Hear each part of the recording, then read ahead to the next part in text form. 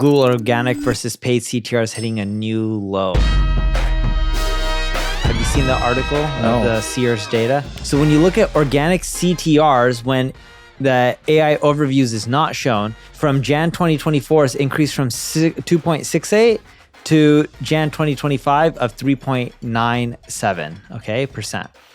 When you look at organic CTR with AI overviews shown, in January 2024, it was 1.41%. To Jan 2025 was 0.64%. So there's a big drop when there's AI overviews. When you look at paid CTRs, when the AI overviews is not shown, it's gone from 23.07% all the way down to 17.27%. And paid CTR, when the AI overviews are shown, it's gone from 8.76% all the way down to 6.56%. Wow. Yeah. This was for 10,000 informational keywords, and they just looked at the top 20 positions. I don't think what data we've seen when you actually look at Google as an aggregate, I don't have on, we probably have it somewhere in our system and we should look it up. But when we look at overall organic traffic, we're actually seeing Google drive more organic traffic than before and more paid traffic. That doesn't mean CTRs are up. It just means when we look at over time, more people are just using Google, right? So you're able to get more traffic in total, even though the click-through rate is lower. And when you look at keywords, the study was done on informational intent. A lot of these informational intent keywords are not really driving direct conversions. Yep. And that's why people like HubSpot, for example, are losing all that traffic, but it doesn't matter because it's a lot of irrelevant stuff. Correct. Yep. Like in our industry, for you and I, most organizations get their business from word of mouth, employee referrals, client referrals, RFPs. They're not necessarily in that order, but those are usually the 4 ways to get the most business for a consulting shop. Yeah. In none of those ways that I say ranking number 1 on Google helps or hurts. I do think it can add more revenue than decline or than hurt you, but it's not going to change your business. And the reason I would say that is when someone goes to an RFP process, it takes them so long to choose a vendor that a lot of times they want to have that contract for multiple years. So it's just more stickier. You know what's funny? Side note with the RFPs, when we talk to the enterprises, they're just like, dude, procurement with us is going to take forever. The move is you guys go to one of our agencies and slip in through one of the agencies that have gone through procurement already, and that will make it way easier. And so they'll try to find ways around their own organization. Like it's funny like that. But I mean, look, for us, I see website traffic slowly declining over time, but it's not like drastic declines for us right now. How's it look for you guys? Aggregate or just our own website? Your own website. Our blog or our corporate website? Your blog. Blog has been going down, but we've intentionally shifted resources years ago to our corporate site. Corporate site's climbing fast. It has been. Yeah, corporate site's been. What do you put on the corporate site? You have your webinars there? Webinars. I don't know what's on our corporate site. I just know the team focused on it. A lot of press, news.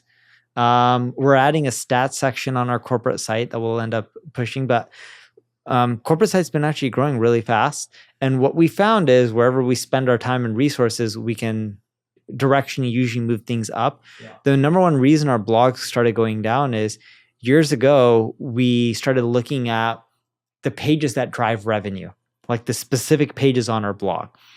Then we looked at the keywords that drive traffic to those pages. The pages that generated us the most amount of leads were things like how to generate more traffic from Instagram, how to get more Instagram followers. The pages that drove the most revenue, because we look at what pages are driving leads and what pages are driving revenue, the leads actually are closing into customers, are really detailed pages like how to do SEO on a blog that's in 10 different languages. Yeah. And it doesn't drive much traffic, but it drives a ton of revenue. So what we started doing is we started shifting our SEO efforts from the pages that were driving leads to focusing on the pages that were driving leads and those leads that converted into revenue. So in essence, we're focusing on the revenue metric more versus the lead metric. Because for an organization like ours, we have a massive sales team.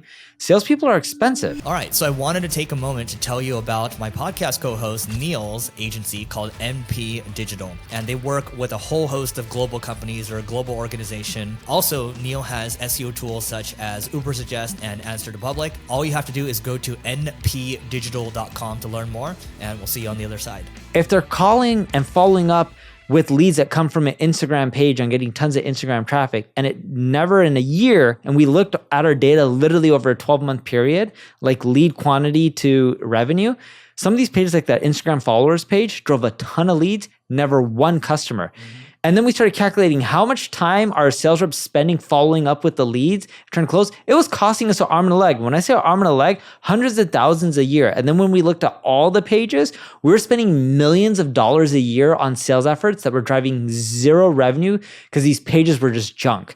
So we're like, you know what? Forget these pages, delete some of them, let them wither away, focus and double down on the ones that actually drive revenue.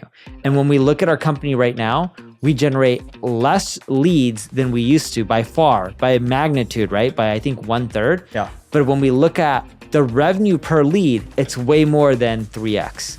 So the numbers have panned out for us. Yeah. All right, guys. That is it for today. Please don't forget to rate, review, subscribe. Go to marketingschool.io/agency if you want to grow your agency faster. And we'll see you tomorrow.